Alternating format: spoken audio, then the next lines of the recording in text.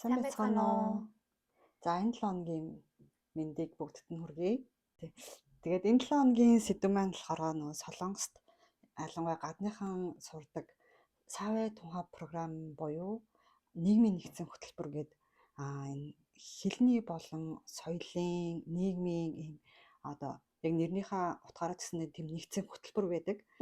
Тэгээд энэ хөтөлбөрийн талаар жоохон дэлгэрэнгүй тайлбарлая гэж хэлсэн байна.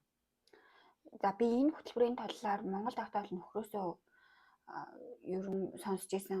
Одоо энэ хөтөлбөр заавал суух хэрэгтэй гэд хэдэн цагийн нэг сургалтанд сууж байна, ингэж байна гэж сонсдог байсан. Гэхдээ би өөрөө сууж үзэг болохоор нарийн сайн мэдээлэл байхгүй. Та надад болон сонсогчтой гоё тайлбарлаа, мэдээлэл өгөөч. За тэгээ. Энэ хөтөлбөрийн зорилго нь болохоор юм 3 зорилготой юм билээ. Нэгдүгээр Солонгос хэл сурах зорилготой. Хоёрт нь Солонгосын одоо нийгэм, хууль, соёлыг ойлгох. Гуравт нь болохоор энэ виз сунгалт, виз солих, урт хугацаагаар оршин суух, иргэншил солих зэрэг нэмэх оноо авдаг юм давуу тал болгож энэ хөтөлбөр байдаг юм лээ. Тэгээ зөвхөн хичээл хийх хөтөлбөр биш, иммиграшнд одоо ийм давуу тал болдог сургалт гэсэн үг юм байлээ. Тэгвэл ерөн энэ улсад одоогоо цаашаа өргөжлүүлээд амьдрах сонирхолтой хүмүүс бол энэ хөтөлбөр заавал суух хэрэгтэй байх юм шүү дээ, тий? Тийм, ер нь тийм урт хугацаагаар суух одоо энэ чинь амьдрах төлөвлөгөөтэй байгаа бол ер нь бүгдээрээ сурчхад ер нь тийм давуу тал болно. Тэгээд угаасаа зарим визнүүд чинь тийм нөө онооны системтэй байгаа шүү дээ.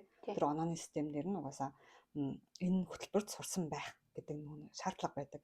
За тэгээ ямар визтэй хүнд хэрэгтэй вэ гэхээр F2 гэдэг оршин суух виз, F5 буюу бүр урт хугацаагаар 10 жилээр өгдөг виз байгаа. Энэ визийг авах гэж байгаа хүмүүст хэрэгтэй.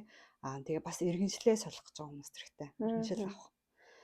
Тэгээд E7 гэдэг одоо сүүлийн үед нэлээд нэг нөхцөл нь хөнгөрөөд маш олон хүмүүс солиулж байгаа энэ онооны системтэй виз дээр энэ хөтөлбөрийг сурсан байх шаардлага тавьж байгаа.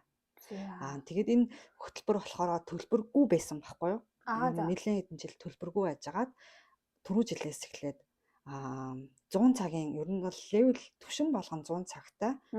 Тэгээд 100 цагийн түвшин болгоно нь 100,000 вон болж байгаа юм билээ. Нэг түвшин одоо 100,000. Тийм. Гэхдээ анх нөгөө бүтгүүлж явахдаа болохоор төлбөрөө төлдөггүй. Яг ингээд бүтэн суугаад төгсөх үедээ багш нь ингээд төлбөрөө төлөрөө гэд хэлэхээр төлдөг юм лээ. Би одоо бас өөрөө нөгөө тавдан сууж байгаа байхгүй юу? Тэгээд тэгсэн чинь багш нь тэгжэлээ. Нэг ч одоо ингээд тасгүй яг хичээлдээ бүрэн юм суусан байх юм бол 50% хөнгөлж байгаа гэд. Тэгээд та нар одоо гэтээ түвшин 5 ч бол хамгийн сүүлийнх нь түвшин. Тэгээд юу байхгүй юу? 70 цаг 30 цаг гэж хоёр хуваагддаг. Тэгээд зүгээр энгийн одоо F2 юм уу F5-ыг авч байгаа хүмүүс бол E7 ч юм уу тий авах гэж байгаа хүмүүс бол 70 цагийн энгийн 70 цагийн дүргцэн байхад ер нь болдог. Нэмэлт 30 цаг нь яг нөгөө иргэншлээ авах гэж байгаа хүмүүст. Зөв. Тийм. Одоо та level 5-д суух гэж байгаа гэхээр энэ хэдэн level байдаг юм бол энэ 5 л хүртэл байгаа. Зөв. Тийм. Тэгэхээр нүг одоо 70 цаг сууна гэхээр чинь 70,000 вон гэх юм гэсэн үг байхгүй юу? Тийм лээ. Тэгээ бас тэг түвшин гэж бас байгаа нэрэ. Тгээс 5. Тэг түвшин болохоор 15 цагтай. Энэ л ганцаар 15 цагтай. Тэгээд төлбөргүй. Тийм. Ийм түвшин байгаа. Энэ болохоор яг нэг 7 хоногт энэ 15 цагаа одоо нэг 7 нэгдгээс 5 дахь хүртэл өдөрт 3 цагаар суугаад энэ 15 цаг дүрчтэй юм лээ. Тэгээ шууд ингээд ямар нэгэн шалгалтгүйгээр шууд нэгдүгээр түвшин рүүгээ ордог. Эндээ дүргээд тийм.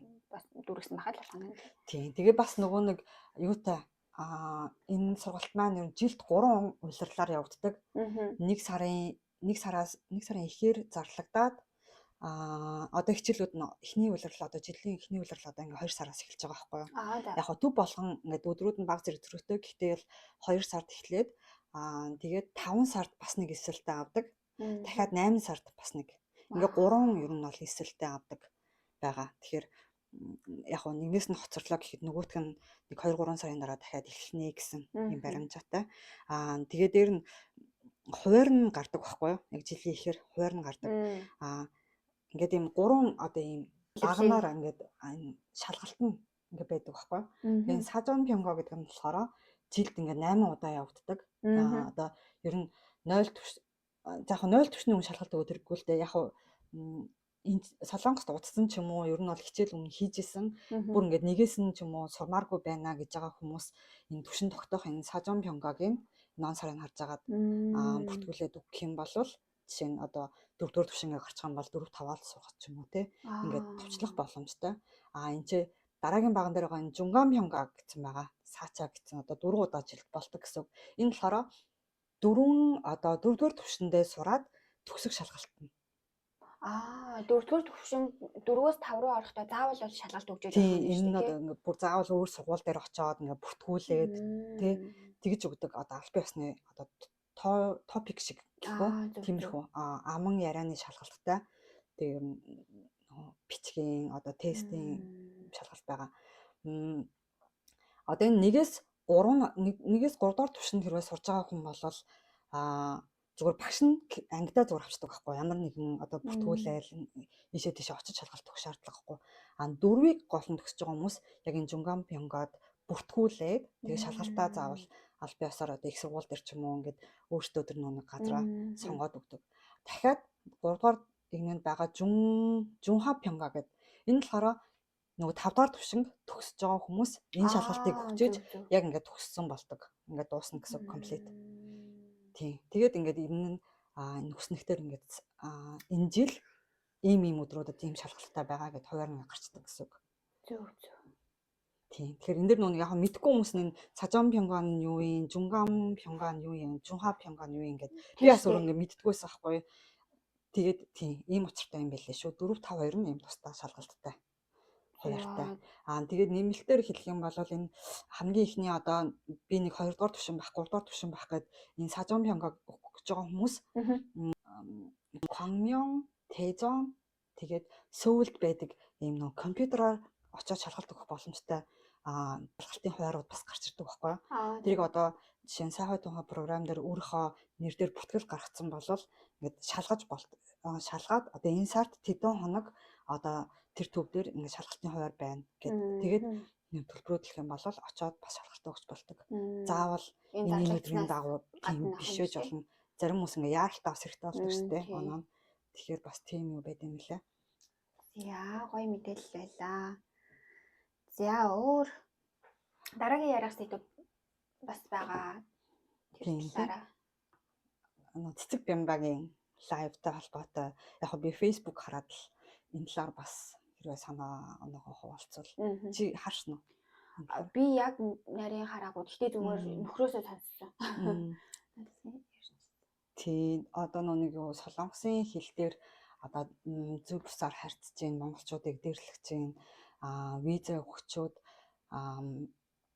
хэл дээрээсээ одоо буцаад гин гэдэг дээр маш их гомдол санал хүсэлтүүд байгаа шүү дээ. Ер нь тиймээс өмнө ч гэсэндээ тийм 2-3 жил бараг минь ийм хүн аюу их явж байгаа шүү дээ тийм. Тийм тэгээд яг хэл дээр очихоор тийм муухай харьцаа хандлага би одоо нэг олон газар явж үзээгүй. Гэхдээ нэг Хонконг руу явж үзэхэд яжсэн байхгүй юу?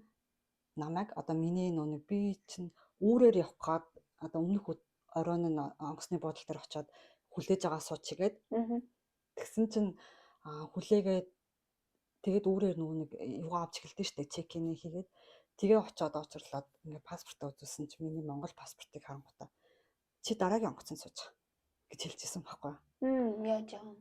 Зүгээр л одоо Монгол паспорт одоо тийм л үнцэнэг байна гэсэн үг. Одоо хэрвээ энд хулгай гарсан бол энэ чамайг ер нь жоохон шалгаж байгаа гаргая гэж байгаа юм шиг л над бол тэгж л би ойлгосон. Одоо ингээ миний өмнө нь одоо ингээд байгаа хүмүүс бол ингээл за гэж гаргаж байгаа шүү дээ. Гэхдээ мэдээ сайхан харьцан гэж бол хэлэхгүй тэр хүмүүстэй би мэдхгүй шүү дээ. Би хараад сайн мэдхгүй. Надтай бол яг тэгж харьцсан. Дараад нь юу байсан? Вьетнам руу нэг аяллаар явхад ингээл Вьетнам руу ингээл орсон чинь шууд ингээл одоо тэр иммиграшны одоо хүн ажиллаж байгаа хүний харьцаа бол ингээл баг юм хөмсгөө зангидсан. Учнаа битээ зөксдөж очрол гэж мэгэл тэ.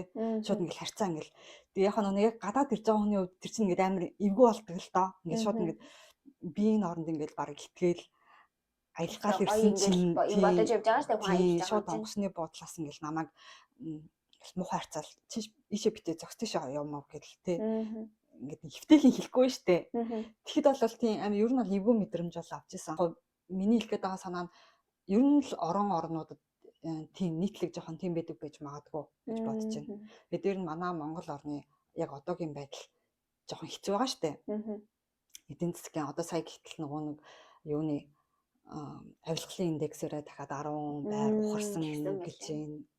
Ингээл энэ болгон чинь ингээл бүгдээ нээлттэй интернетэд байгаа мэдээлэл одоо Солонгос юм уу ер нь аливаа улс чинь ингээл нэг хар хайрцаны бодлого гэдэг шиг тий бүх мэдээллийг аваад за энэ улсаас бол хүн орж зүгээрээ нөхцөл байдал нь гайгүй манай одоо улсад нэг хор хохирол учруулахгүй тий жуулчлаад одоо манад бараг мөнгө оруулаад явна гэдэг бид нар чинь ерөнхий төлөв байгаа шүү дээ. Ингээ хувь хүн ч гэсэн хараад мэддэг шүү дээ бид нар. За Америкээс хүн ирж ивэл нэг за энэ хүн бол аялах гэж байгаа юм байна ч юм уу тий. За харвас одоо хятад хүн ч юм уу нэг ажил хийж байгаа хүн орж ирэх юм бол бид нар бас ингээл хараад ер нь жоохон ямар нэгэн байдлаар ихний одоо ойлголтыг авдаг шүү дээ. Тэрэн шигэд ер нь бол тийм байдаг байх гэж бодож байна. Би бас анх ингээд виз авцсан л бол орох хэрэгтэй гэж боддог гэсэн байхгүй юу. Тэгэл ингээл энэ асуудал ингээл байс гээл гарч ирдэг шүү дээ. Шуугаал тэгэл би ингээд судлаад асуугаад үзсэн чинь виз өгнө гэдэг нь яг хэлээр оруулна гэсэн үг биш ээ гэж байгаа байхгүй юу. Виз өгнө гэдэг нь яг визний шаардлагыг хангаад ингээд чамд өгөгдсөн байна. Яг хэл дээр ирээд одоо тэр иммиграшны ажилтан чамайг юу гэж дүгнээд тэндээс ямар дүгнэлт гараад оруулах уу эсвэл оруулах уу гэдгээ шийддэг гэдгийг тэр журмыг ингээд сонссон байхгүй. Тэгээд за гэд. Тэгээ би бас анх Солонгост ирж байхад үе би бас ер нь бол буцаж магадгүй юм байна гэж бодож ирж байсан. Тэрнээс би виз авчихсан чинь би угаасаа орно гэж боддоогүй. Хүний хаяг байсан ч гэсэндээ ер нь бол хүмүүсийг буцаад гэж байна. Юу нь бол тийм одоо ингээд хаягаа өгсөн хүн чинь одоо тэр иммиграшны хүн ингээд шалгаад зарлах гээд уцаа авахгүй болчих юм уу? Баталгаажуулах хэрэгтэй хань шүү дээ. Тийм. Тэгэх юм бол чамаа буцааж магадгүй гэд анаасаа ингээд сэтгэлийн бэлтгэлтэй. Тэгээ би бас Америк ч гэсэндээ ер нь тийм тэнд виз гарсан ч гэсэндээ хэлээсээ буцаагддаг гэж сонссон. Тийм. Америкт бас аюу Америкийн хэл ер нь чанга гэж сонссон. Тэгэхээр ингээд бодох юм бол Америкийн виз чинь бас айгүй үнэтэй. Тэгээд дээр нь одоо 3 цаг нисээд биш. Одоо Америк чинь хэдэн цаг нисдэг тий? 14 цаг. Хэдэн одоо онгоцны тикет аваад одоо нисэж байгаа гэсэн үг шүү дээ. Тэгээд тэндээс хэрвээ буцаагдах юм бол бас амар хэцүү үстэй тий. Тэгэд яг энэний бурууг би юу гэж бодоод байгаа байхгүй юу? Тийм гэж хэлэхэд хэцүү байгаа. Тийм одоо ингээд надтай одоо тэгж харьцлаа гэхэд за яг би ингээд тэр одоо жишээ нь би тэр Хонконгийн ажилчныг ингээд буруутгаал уурлаад би одоо юу чигээгүй танаа устд баг аялаад мөнгө оруулах гэж тийм буцаж яхад яагаад намайг одоо ингэж надтай ингэж мухаарч байгаа ингээд яг хувь хүн дээр бол би тэгж хүлээж авч байгаа байхгүй юу? Улсын иргэн гэдэг утгаараа болохоор эн чинь хэцүү болчих жоохгүй. Монгол улсын иргэн Монгол улсын иргэд одоо Хонконгод юу хийсэн? Ямар имиж үлдээсэн болоод бид нартай ингэж харьцаж байгаа. Монгол хүн гэж харангутлаа тийм чамааг бол илүү шалгаж гаргамаар байна гэж хэлж байна. Тэгэхээр айгүй хэцүү. Аль тал дээр хэцүүлэн л та. Энд мэдээж хэрэг манайх Солонгост мэдээж хэрэг ямар имиж үлдээсэн болоод бид нэр иймэрхүү асуудалд их ороод байгаа гэдгийг бас нийтдэлтэй бас айгүй бодож үзэх хэрэгтэй байна шүү дээ. Тийм. Тэгээ яг ингээд Facebook дээр ингээд хүмүүс яагаад байгаа нь айгүй муухай харьцаад байгаа дээр нь бол гомдолтой байна гэд. Яг тэр нь гомдолтой л доо. Гэхдээ гол асуудал тэр доор байгаад байна. Тэ хэрвээ бид нар ингээд имижээ явсан хүн болгон ямар нэгэн байдлаар яг олон хүмүүс Монголын нэрийг айгүй гой өндөрт гаргадаг. Хар ажиллагч хийнү юу ч хийсэн гэсэн Монгол хүн гэдэг нэрийг айгүй өндөрт гаргаад дараагийн хүн ирэхэд өө чи Монгол юм уу гэж гой харцдаг хүмүүс байдаг. Бас мэдээж хэрэг нөгөө талын хүмүүс байгаа штэ. Тийм тэрнээс гадна нөгөө тухайн улсын хэлийн бодлого гэж бас юм байдаг байлгүй дээ тий.